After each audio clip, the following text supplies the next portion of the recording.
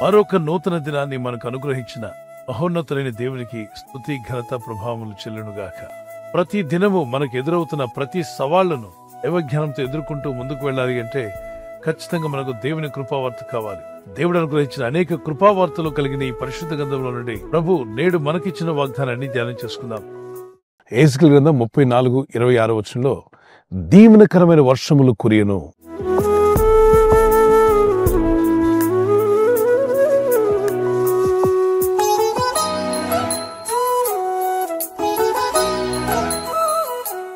వర్షాలు అన్నప్పుడు వర్షాకాలంలో విపరీతంగా వర్షాలు పడడం మనం చూస్తుంటాం. భారీ వర్షాలు, తుఫాను గాలులు, మరి ఇబ్బందికరమైనటువంటి పరిస్థితి ఏర్పడుతుంది. ఆ వర్షాలకు కొన్నిసార్లు ఇళ్లు కారుతుంటాయి. దిగువ ప్రాంతాల్లో నివసించే వాళ్ళకి, నదీ తీర ప్రాంతాల్లో ఉన్న వారికి మరి విపరీతంగా ఇబ్బంది కలుగుతుంది. ఇలాంటి పరిస్థితులు మనుషులందరూ ఎదుర్కొంటూ ఉంటాం ఆయా సమయాల్లో. కానీ దేవుడు ఇక్కడ వాగ్దానం చేసినది ఏంటంటే దీవెనకరమైన వర్షాలు మీ మీద కుమ్మరిస్తాడు. దీవెనకరమైన వర్షాలు అన్నప్పుడు ఈ వర్షము నిన్ను భయపెట్టేది కాదు, నీ ఇంటిని కృంగదీసేది కాదు, వాగులు వంకలు పొంగి పొర్లి వరదల చేత మనల్ని బాధ పెట్టేది కాదు. దీవెనకరమైన వర్షాలు అన్నాడు. ఇది ఒక వింత వర్షం కాదు. దేవుని దీవెనలు, దేవుని సమాధానం, ప్రభువుని గురించి నడిపింపు, ఆయన ఇచ్చే కృప, కనికిరాలు మనందరికీ అవసరమే. ఎందుకంటే అవి డబ్బుతో మనం కొనలేం, మనకున్న పేరు ప్రఖ్యాతులతో వాటిని సంపాదించలేం. మీకున్న సమస్తం ఇచ్చిన దేవుని దయను మీరు పొందాలంటే వీలుపడదు. దేవుని అనుగ్రహం వల్లే పొందగలవు. కనుక ప్రార్థించండి, ప్రభువా నీ యందు నేను విశ్వాసం ఉంచున్నాను, మీరు వాగ్దానం చేసిన ఈ వాగ్దానం ఎత్తి ప్రార్థిస్తున్నాను. నా పైన, నా కుటుంబం పైన, మీరు వ్యాపారం చేస్తున్నా, ఉద్యోగాలు చేస్తున్నా, మీ పిల్లలు చదువుతున్నా, లేదు దేవుని సేవా పరిచర్లో మీరు ఉంటున్నా, దీవెనకరమైన వర్షాన్ని ఇచ్చువాడు ఆయనే. ఆయన పంపే వర్షము అది మీకు దీవెనంట. అది మీకు మేలు కలుగు చేస్తుంది, మీరు వర్ధిల్లాల చేస్తుంది, మిమ్మల్ని ఫలింపజేస్తుంది. అందుకంటే నేను కురిపిస్తాను వర్షాలు. ఎలాంటి వర్షాలు అంటే దీవెనకరమైన వర్షాలు. విపరీతమైన వానలు, వరదల వల్ల మీకు నష్టం కలిగించే వానలు కాదు. ప్రభు మన మీద కురిపించబోతున్న వర్షము దీవెనకరమైన వర్షం. ప్రకృతిలో వచ్చే వర్షాలన్నీ కూడా పొలాలకు ఎంతో అవసరం, అలాగే మనుషులందరూ మనందరికీ అవసరమే. కానీ అవి ఎక్కువగా భారీ వర్షాలు పడ్డాయనుకోండి, గాలి తుఫాన్ల వల్ల చాలా నష్టం కలుగుతుంది, ఇబ్బంది కలుగుతుంది, దుఃఖపడాల్సిన పరిస్థితి ఏర్పడుతుంది. అవి భౌతికంగా నేచర్లో జరిగేటువంటివి. అక్కడక్కడ మనం విన్నాం యాసిడ్ రైన్ పడిందని. కొన్ని చోట్ల వర్షాలు వడగళ్లతో పడుతూ ఉంటాయి. అవి గాయం చేస్తాయి, ఇబ్బంది కలుగు చేస్తాయి. కానీ దేవుడు చెప్తున్న వర్షము దీవెనకరమైన వర్షాన్ని మీ మీద కుమ్మరిస్తాను. ఆయన దీవెన వర్షంతో ఎందుకు కంపేర్ చేశాడు చూడండి. ఎండిపోయిన భూములు వేసవి కాలంలో పచ్చదనం అంటూ లేకుండా పూర్తిగా ఎర్రగా ఎండిపోయి ఉంటాయి, ఎడారిలా కనిపిస్తాయి. అక్కడ మనం నడవాలన్నా, చూడాలన్నా, ఫోటో తీసుకోవాలన్నా ఎవరికి ఇష్టం ఉండదు, ఎవరు సెల్ఫీ కూడా తీసుకోరు. అదే ప్రాంతాన్ని మీరు 4 నెలల తర్వాత వెళ్ళి చూస్తాయి, అంటే జూలై, ఆగస్ట్, సెప్టెంబర్లో వెళ్ళి చూస్తే పచ్చగా కనిపిస్తాయి. ఎండిపోయిన ఎడారిలా ఉన్నటువంటి పొలాల్ని పచ్చగా ఎవరు మార్చారు అంటే వర్షం. వర్షం అక్కడ పడడం వల్ల ఆ విత్తనాలన్నీ మళ్ళీ మొలిసి చక్కగా ఆ తొలకరి వర్షం వల్ల ఆ భూమికి ఉన్నటువంటి ఎండిపోయిన స్థితి, ఎడారి లాంటి స్థితి అంతా మారిపోయి పచ్చని పొలాలు కనిపిస్తాయి. ఆ స్థితి ఎలా కలిగింది అంటే వర్షం వల్లే కదా.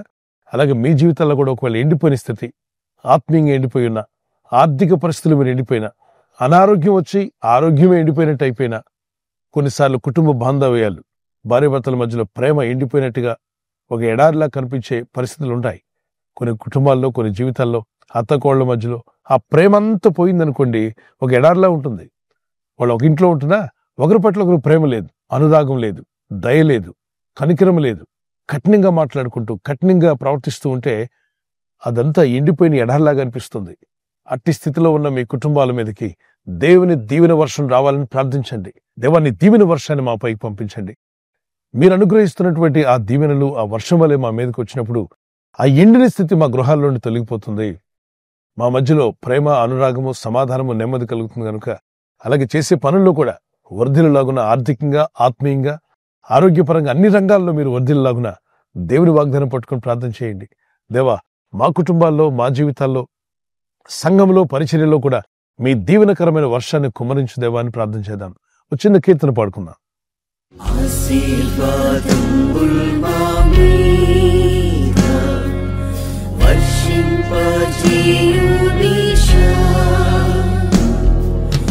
ఆశతో నన్ను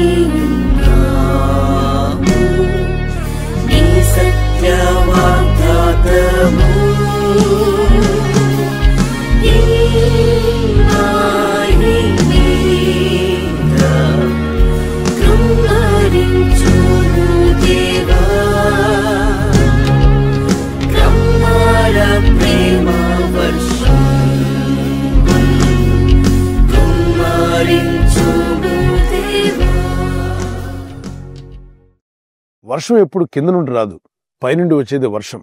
వర్షం పైనుండి వస్తున్నట్టుగా దేవుని దీవెనలు కూడా పైనుండే మన ఎదుకు వస్తాయి. పిల్లలు, ఈ వాగ్దానం ఎత్తి ప్రార్థిస్తుండగా మీపై కూడా పైనున్న దేవుడు పైనున్న దీవెనలను మీ మీద కుమ్మరించాలని నా ప్రార్థన. మీ కుటుంబానికి, మీ పిల్లలకు, మీరు చేస్తున్న పనిపాట్లలో దేవుని సహాయము ఎల్లప్పుడూ నిండుగా ఉండునుగాక. ప్రార్థన చేసుకుందాం. పరలోకమందున్న మా తండ్రి, నీ నామంలో ప్రార్థిస్తుండగా మీ వాగ్దానాలు ఎత్తి ఎవరైతే విశ్వాసంతో నీ యందు భయభక్తి కలిగి ప్రార్థిస్తున్నారో వారి జీవితంలోని ఎండిన స్థితి అది మరలా తిరిగి చిగురించలాగున, వారు మరలా ఫలించలాగున, వర్ధిల్లులాగున, మీ నామానికి మహిమ తెచ్చేవారుగా, మీ బలమైన సాక్షులుగా ఈ లోకంలో వారు వెలిగే దివిటీలుగా వాడబడలాగున వీరందరినీ బలపరచండి, ఆత్మతో నింపండి. ఇంకా నీ ప్రేమను ఎరగని వారుంటే వారిని సత్యాన్ని గ్రహించి రక్షకుడైన యేసుక్రీస్తు ప్రభుని స్వరక్షణగా అంగీకరించి ప్రార్థించి ఆ మంచి మనసు వారికి దయచేయండి. వారి ఆత్మను రక్షించండి, వారి పాపాలు క్షమించండి, వారి మీదున్న శాపాలు తొలగించండి. ఈ రోజు ప్రార్థించి ప్రయత్నించబోతున్న శంకుస్థాపన అయిన, గృహప్రవేశమైన, ఒక బిజినెస్ ప్రారంభిస్తున్నా, ఉద్యోగ ప్రారంభానికి వెళ్తున్నా, ఒక మంచి కార్యక్రమాన్ని ప్రారంభిస్తుండగా, నేను వారి బిడ్డల వివాహం కొరకు ప్రయత్నాలు చేస్తుండగా వారు చేస్తున్న ప్రయత్నాలు ఫలించలాగున మీ దూతలకు ఆజ్ఞాపించండి. ఎవరైనా హాస్పిటల్లో ఉన్నా, ఐసీయూలో ఉన్నా, ప్రభు ఎవరైతే సీరియస్ కండిషన్లో ఉండి బాధపడుతున్నారో వారికి యేసు నామములో స్వస్థతను అనుగ్రహించండి. కృంగిపోయిన వారిని లేవనెత్తండి. మీ గాయపడిన హస్తమును చాపి వారికి ఉన్న సకల రోగాల నుండి విడుదల ఇచ్చేయి. వారిని లేపి నడిపించడాన్ని సాక్షులుగా నిలబెట్టుకోండి. ఈ ఉదయకాలం ప్రతి రోగి యేసు నామములో స్వస్థత నొందునుగాక. తండ్రి, ఈ దినం ఎవరైతే ప్రయాణమై వెళ్ళబోతున్నారో, అది రైలు మార్గమైనా, ఆకాశ మార్గమైనా, బస్సుల్లో, వాహనాల్లో ఎక్కడ ప్రయాణం చేస్తున్నా, రోడ్డు మార్గంలో ఏ వాహనంలో వారు ప్రయాణం చేస్తున్నా, నీ ప్రజలకు కాపాడే దూతలను పంపండి. వారిపైన, వారి కుటుంబాల మీద కూడా మీ దీవెనకరమైన వర్షాన్ని నేడే కుమ్మరించి బలపరిచి వర్ధిల్ల చేయమని యేసుక్రీస్తు పరిశుద్ధ నామములో అడిగి వేడుకుంటున్నాను నా పరలోకపు తండ్రి. ఆమేన్, ఆమేన్. ఈ వాగ్దానం విని ఊరుకోకుండా వాగ్దానం విన్న వెంటనే ఆమేన్ చెప్పండి, ఏకీభవించండి. తర్వాత ఈ వాగ్దానం ఇతరులకు షేర్ చేయండి, లైక్ చేయండి, అలాగే సబ్స్క్రైబ్ చేయని వారందరూ చేయండి. తెలియని వారికి ఈ ఛానల్, ఈ వాగ్దానాలు పరిచయం చేయండి. ప్రభు కృప మీ అందరికీ తోడే ఉండి నడిపించునుగాక. ఆమేన్.